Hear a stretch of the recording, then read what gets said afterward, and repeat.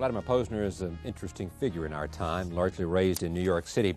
He returned with his family to their native Russia to eventually become the Soviet Union's, one of the Soviet Union's most recognizable spokesperson in the West. Today, he has co-hosted a syndicated television series with longtime associate Phil Donahue. He's also recorded his own experiences of last year's three-day attempted coup in a book called Eyewitness, a personal account of the unraveling of the Soviet Union. And we're pleased to have him once again join us on this broadcast. Welcome again.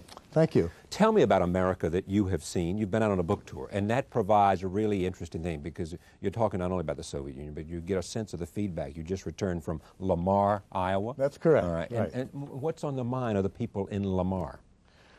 Well, I got some very interesting questions. They asked me about socialism. Yeah, they said, can it work? I mean, of all the questions that I might have gotten, I didn't expect to get that question in Lamar's. And your answer was yes, I assume. Well, my answer is I don't know. Yeah. I don't know. I still think the idea is a very, very attractive one. And I certainly don't think that what we've seen up to now in the world is all that great. You used to say that about communism when you and I talked. You would always say to me that we'd never seen real communism, and that communism had never worked because it had never been done right. And socialism, we've never seen that either. And the question is, is it an idea that is practical? And I can't answer that, but I like the idea. You like the idea because of what? Well, because what it does is it says basically that there are certain rights that all people should have, which means a right to education, a roof over your head, a right to a job. And without those rights, everything else is meaningless. There's no pursuit of happiness if you're going to be in the streets. But what about opportunity? What about an opportunity to education? Equality of opportunity, exactly. And what about a free market economy that provides those kinds of opportunities? It doesn't. Right here in this city, we look, and I know that if I've got $1 million, I can send my son to a wonderful private school where there's only 15 kids in a class, where the teachers really care. And if I don't make money at all, my kid's going to go to some public school with 50 kids in a class where there's knives and drugs and the teachers are afraid to talk to the kids, and there's not going to be that education. So it's precisely that. There is not equality of opportunity in the most basic area, which is education. And that's too bad. And in health services. Well, see, what we had in the Soviet Union is not something that I'm pushing. Believe me, I'm just saying that this system, with all the wonderful things it has, today at least, certainly doesn't give this equality of opportunity, certainly not in public health. Where is home for you now? Well, home is Moscow. It really is. And well, you spend more of your... Okay. Now, let me say this. It's like, if you have the ABC bureau chief working in Moscow for 3 years in a row, doesn't mean his home is Moscow, No, okay? I know. The reason I'm here longer this time is because we're doing the show with Phil. And I'm going back in the summer, going back home for 3 months, and coming back in the fall to continue the show. But my home is there. Let me come not to the show, which we've talked about before on this broadcast, but also about Eyewitness and about the attempted coup. You were there. Yeah. And did you feel like you had seen it coming? Because, there are a lot of people who said that, go ahead. I would have liked to say to you, of course I knew. Not the way it took place, but in a sense, there was anything in the air that Gorbachev should have known and should have felt. Gorbachev certainly should have known. He'd been warned by many people, and I can tell you, my wife kept telling me something is going to happen. Right. Something is going to happen, and I kept saying, no, it's going to be okay.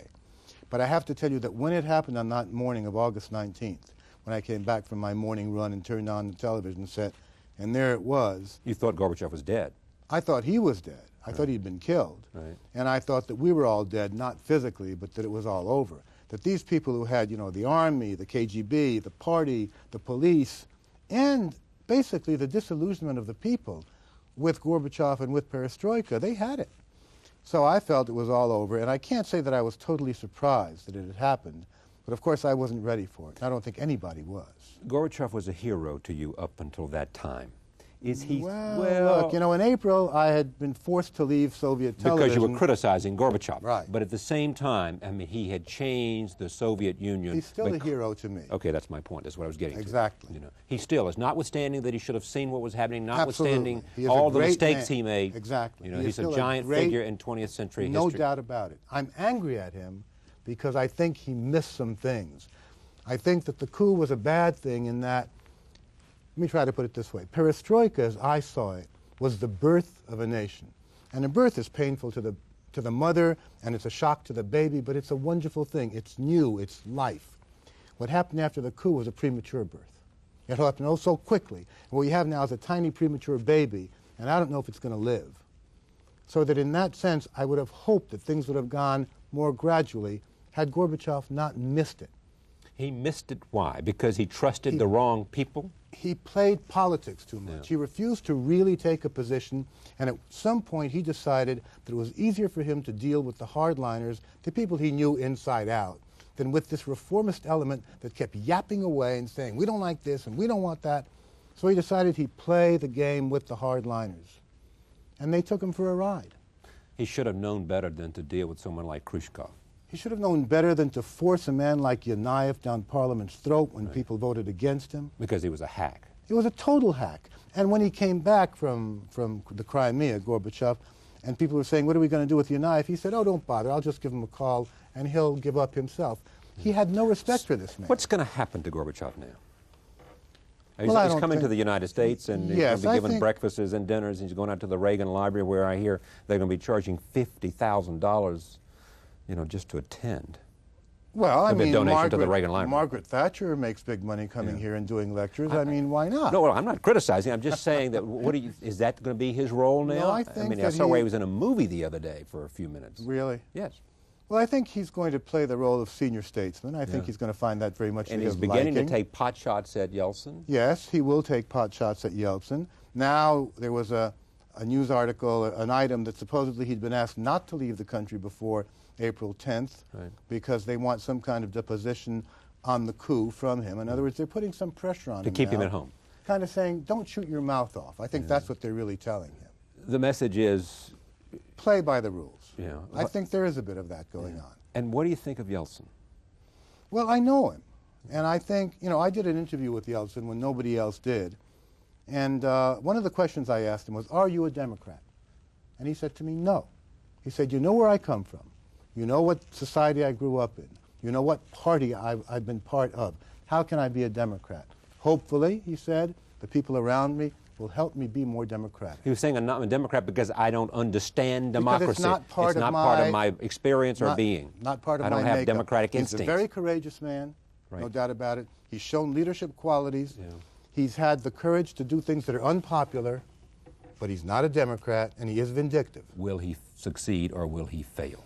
I think he will succeed provided the United States, among others, understands that it has a vested interest in seeing to it that he succeeds. I'm not talking humanitarian Your aid message here. is that Richard Nixon better be listened to when he says the stakes in terms of My the message survival is- of Russia are crucial. I've never agreed with Richard Nixon before, and I have to say I I want to find get it, this on but record. there it is. I am agreeing Yeah. totally with what he says. It is absolutely on target. And George Bush says we don't have any money. George Bush plays politics. He doesn't have the vision thing. And there are no votes there either, my friend. I think there are. Look, in Lamar, I laid it out and I said, look, here is why this is in your interest. I got a standing ovation. If I can get a standing ovation in Lamar's talking about the need And for... you know nothing about agriculture. Exactly. Well, I don't see why George Bush can't level with his own And people. here's what you told them, I bet. You said to them, listen, you know, if we send some money now, it is an investment in the future. It's an investment in the future because it means we won't have to, they will not come back to a kind of Cold War where we'll have to build armaments again. That's one message. What else? The other message is, if the reforms succeed, you have a market out there of such enormous magnitude as you cannot dream of. Right. You have a population that is so hungry for everything that it's never had, that you can have so many jobs here producing for them that it's just beyond imagination. So that's the positive. And the negative, if it fails, is, Nixon laid it out. It is a setback for democracy. It is a strengthening of oppressive regimes all over the world. And I think that a new level of arms race that could realistically lead to war. We have a man out there who says Russia first. We've heard that in some other versions. Who says, I know how to fix it. It's all their fault. We're going to make Russia strong again. And when we sneeze, they're going to catch cold. This is their colonel. No, this is not a colonel. This is Vladimir Zhirinovsky, the head of the so-called Liberal Democratic Party, who is in fact a fascist.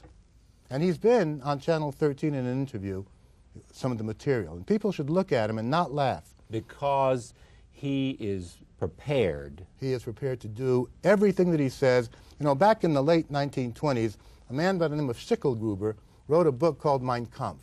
And he laid it all out, and people laughed and said, oh, what a funny guy with a mustache and everything. And Schicklgruber, what kind of a name is that? Instead of paying attention to him. This is the same kind of guy. And he could be elected democratically. He'll use nationalism to gain power. He will play to the hurt pride, to the sense of loss of direction to gain power. And there are not a few people out there listening to him. And how many? I mean, well, look, he got 7% of the popular vote in June of 1991 when he ran for president of Russia. Right. 6 million. Right. Today, he'd probably get 30% because things are so bad. Yeah. If things continue to get bad tomorrow, it could be 50%. And then we've had it. And you've had it too, all together. Eyewitness. We're out of time, and it's unfortunate. Right. Eyewitness is a personal account of unraveling of the Soviet Union. Vladimir Posner was there. He was going to go on Nightline, and at some risk to himself, it didn't. By the time you went on Nightline, the coup had failed. No. I went on Nightline the second day of the coup. Okay, but not the first. And so there was some risks even. Oh, then. Sure, there was some risk, but the point I make here is, at first I was afraid. Yeah. I had to overcome the fear before I went on, but it was still. And you told your son Peter to stay out. He was in New York, yeah, and I said, "Don't come back," and he did come back. Yes. Eyewitness, a personal account. Good to see you. Thank you very much. Vladimir Posner. We'll be right back. Stay with us.